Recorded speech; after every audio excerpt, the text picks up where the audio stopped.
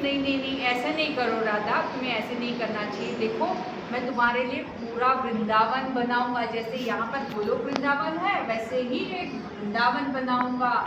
और तो और गोवर्धन बनाऊंगा, तुम्हारे लिए सारी गोपियां होंगी। तो इतनी सब कुछ वर्णन कर देते, 12 वन होंगे। तो फिर मनाते हैं, किसको मनाते हैं? राधा रानी को मनाते हैं। फिर राधा रानी बोलते हैं ठीक है, लेकिन मेरी एक कंडीशन है।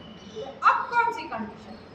मैं जब प्रकट होंगी ना, उसके बाद जब मैं सबसे पहले जो है मैं आपको देख के ही फिर अपनी आँख ओपन करूँगी, तब तक मैं अपनी आँखें क्लोज नहीं रखूँगी।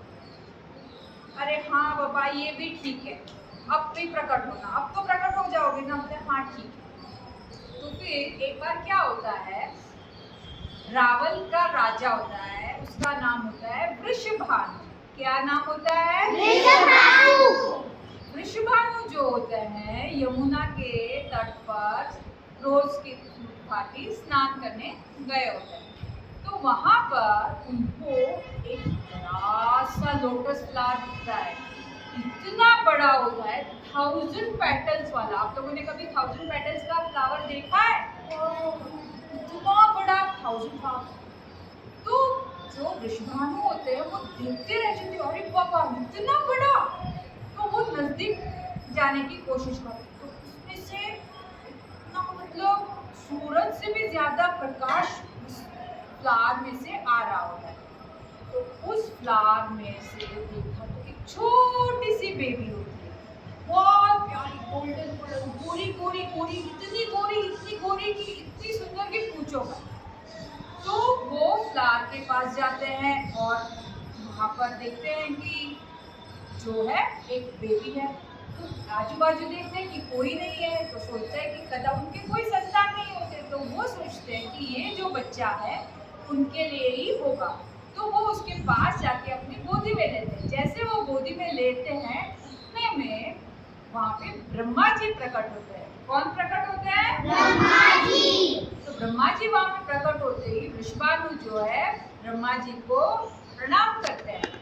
तब ब्रह्मा जी बोलते हैं कि हे वृषभानु, तुमने और तुम्हारी पत्नी कौन? कीर्तिदा, दोनों ने अपने पूर्व जन्म में बहुत तपस्या की, इसीलिए तुम पर प्रसन्न होके तुम पर साक्षात लक्ष्मी देवी जो है इस रूप में आई है। अब तुम्हारा काम है कि तुम उसे पाल पोस के बड़ा कर दो, मतलब वो तुम्हारी पुत्री के रूप में आई है।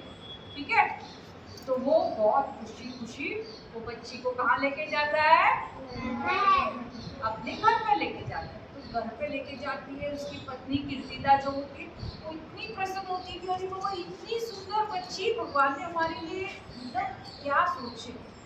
तो वो वहाँ पे रहती है, वो जो बच्ची होती है इतनी सुंदर तो होती है, लेकिन घूमती, बहरी और अंधी, ना दिखाई देता है उसको कुछ, न सुनाई देता है, ना कुछ होती है। अब छोटे बच्चे तो क्या करते हैं?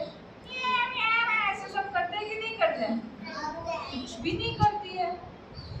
पहले तो लगता है कुछ नई नई है ना, इसीलिए वो आवाज नहीं कर रही है, ऐसे सोचते हैं। फिर देखा वो आवाज ही नहीं करते। तो दोनों माता पिता जो होते हैं वृषभानु और कीर्तिदा जी बहुत उदास होते हैं। तो वहां पर एक बार कौन आता है? कौन आता है पता है? नारद मुनि आते हैं।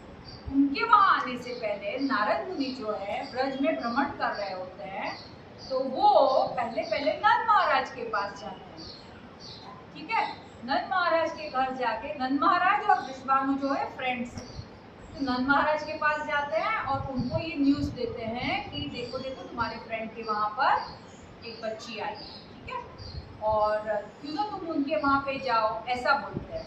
तो बोले ये न्यूज़ तो बहुत अच्छी है। तो वो यशोदा के साथ डिस्कस करते हैं और फिर इधर आते हैं। कहाँ आते हैं? ढूंढते ढूंढते ढूंढते वृषभानु के घर आते हैं। कौन? नारद मुनि।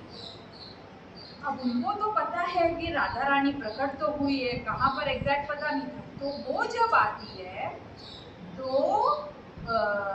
कहाँ पे?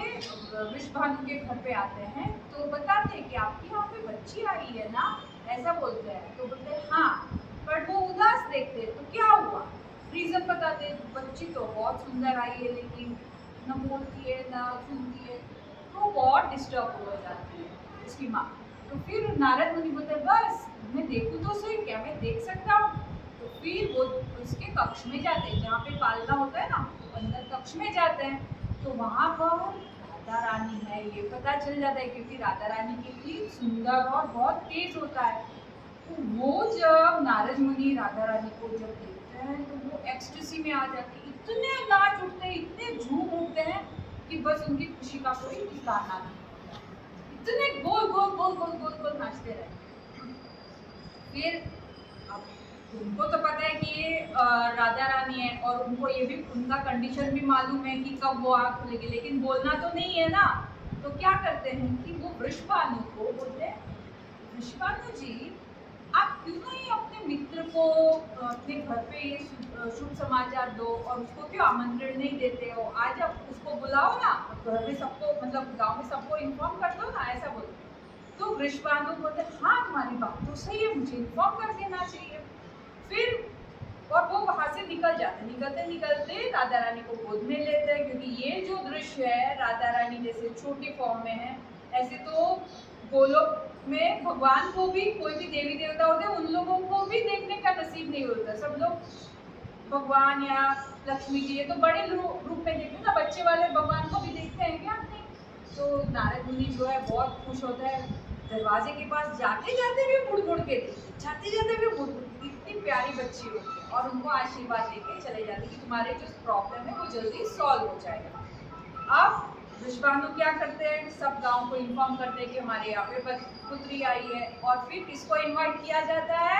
नंद महाराज को। अब नंद महाराज आएंगे तो उनके साथ यशोदा मैया भी आएगी, और यशोदा मैया भी आएगी तो उनके साथ कौन आएगा? कृष्णा।